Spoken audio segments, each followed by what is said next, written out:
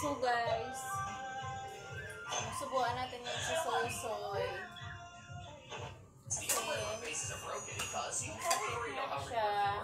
Ay, kami na sa vlog.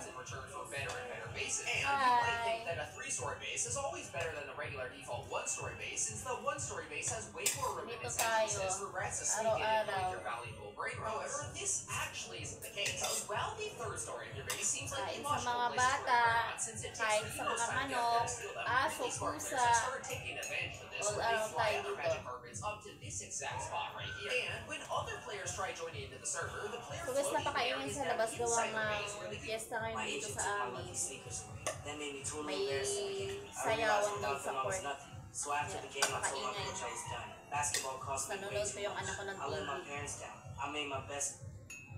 Today in Plants vs. Ay, Brainrots, naman, the new event Art Frenzy has just dropped, and I'm going to show you guys how to farm this event like a hacker. All you need is a bottle of Riot Portion, and you are all set. This portion increases the spawn of Brainrots by 2 times. Here you can see so many Brainrots are spawning at the same time. Pretty overpowered, right? Let me show you how fast we can complete the event. I don't think you have any idea how fast I really am. How fast this fuck. Nangayayat si Soy Soy guys. Gawa nga. 4 weeks na yung Well guys, it roughly took 2 minutes to lag complete. natin. Let's plant the new Buksipon, seed. pabalik-balik, gagaling, tapos babalik. Tapos yung kuhain na, yung gana. So tayong nanay, gagawa ng paraan para kumain ng yung anak ko na may sakit. So kailangan talaga lagi may sabaw. Mas okay yung sinigang maasim para yung dila nila lasa. Yan ulam namin ay sinigang sa miso. Para matalasa yung dila. Oh shoot, they fell. Well, let me just place my water there so we can just get back up safely. Guys, I could have gotten Hirap pag ang batang may sakit finally guys. finished swimming all my golden. Whoa!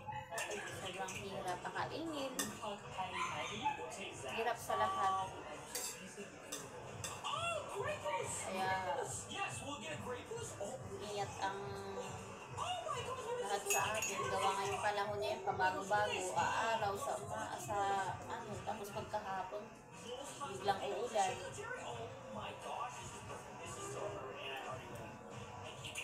Ingat po tayong lahat dahil yung panahon yan, iba-iba talaga. Itong pong number months yung panahon. Yan yung sagsakan ng puso ang sakit.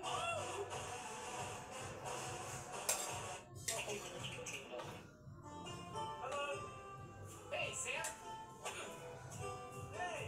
Kailangan talaga subuan siya kasi kung hindi subuan, walang mangyayari. Nakatanga sa TV, yan ang susubo.